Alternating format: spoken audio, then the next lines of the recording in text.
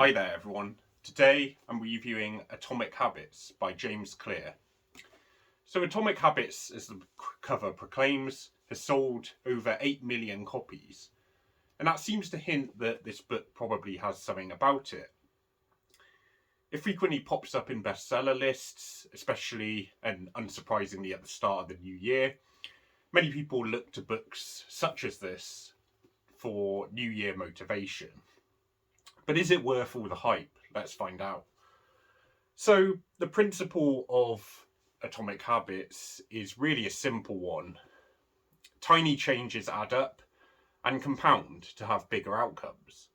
The main idea behind the eponymous name of the book is that the problem is often that people don't fix the small habits and their smaller daily behaviours and don't achieve the compounding interest that those would provide, or at least having the good habits in place would provide.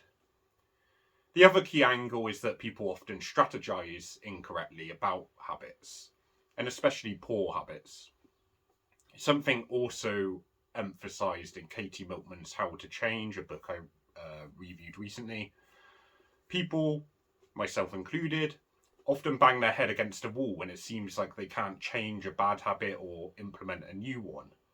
And they see others achieving that kind of habit or some kind of goal or hobby, and they kind of wonder, well, why can't I do that? Why can't I just put in the effort and do it as well? And that's often where they fall down, because they think that effort is the only line or direction to success there.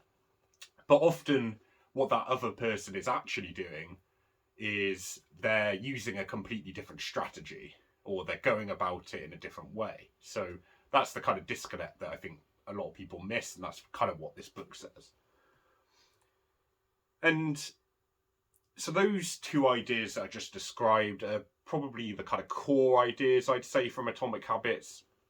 And really how the book works is that it's a two-pronged attack on both bad habits and implementing good ones, or maintaining good ones that you already do. So to review the scope of this book, it's extremely practically focused. It's really focusing on practical ideas that you can implement.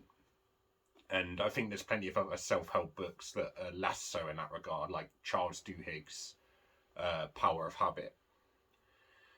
So other than that, though, there are like a few stories from the author, for example, or, the usual stories from sports or business. But they are very brief, and they really quickly cut to the practical advice. They don't spend, the author doesn't spend much time on it. And I was impressed both with the scope of the advice, which begins at the kind of origins and beliefs of people approaching habits, to, the idea that people sort of want to become something, and those kind of beliefs are really important for that. And then it's sort of a micro level implementing that change, sort of knowing where you want to go and doing the micro habits you need to do to get there. And those principles are two directional. So by that I mean the kind of principles for implementing good habits are simply inverted to get rid of the bad ones. For example, with good habits, one of the principles or laws, he calls it in the book, is that we should make it satisfying. So a good habit is going to stick more effectively if we make it a satisfying one.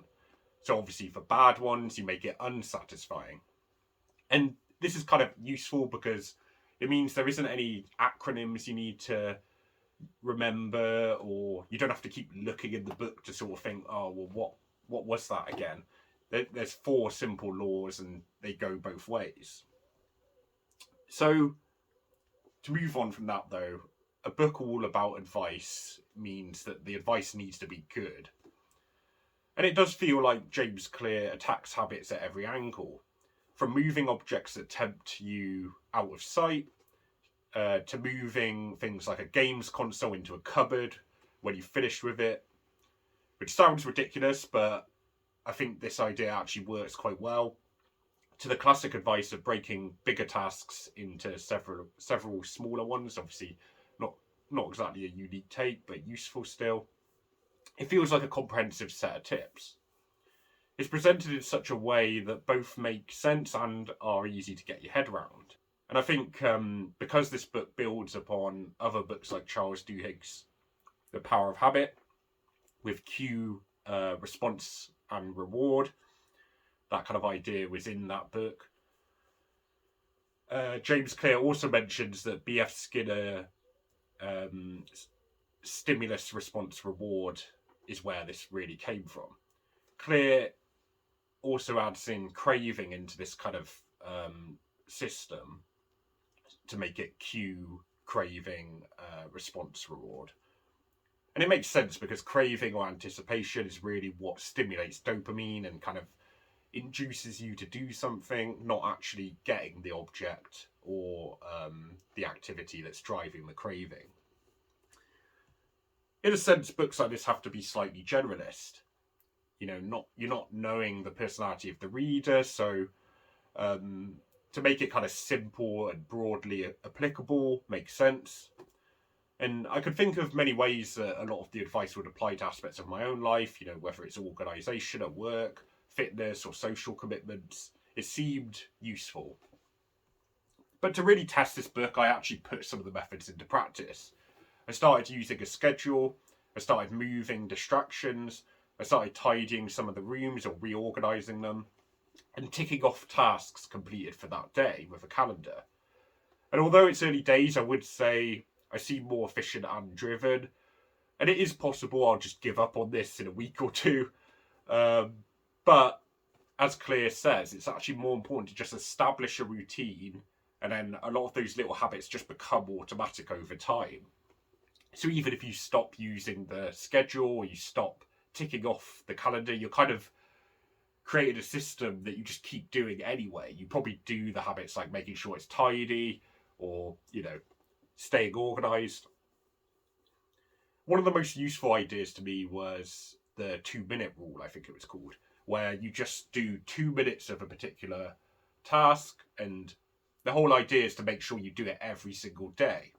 So you could easily apply that to writing or book reviews, obviously. And I think at first, like for a perfectionist, it's quite hard to actually stick to the time. But you could always modify it, if you think 10 minutes is something you can actually stick to every day, then you can do that.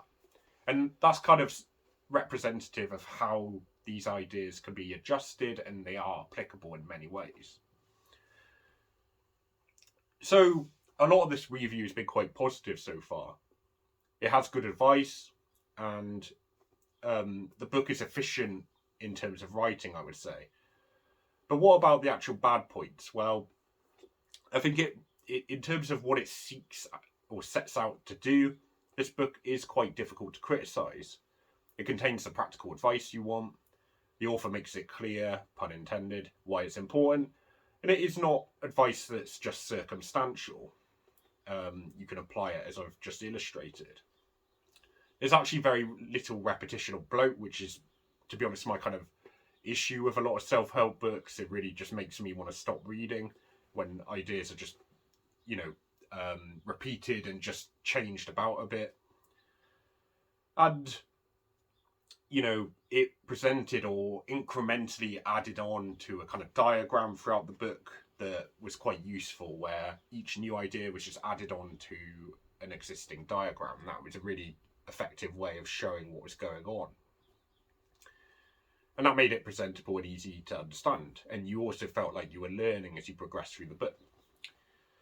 It's a little cold to say it like this, but I was actually less interested in the author's personal story, although I do understand why he included it.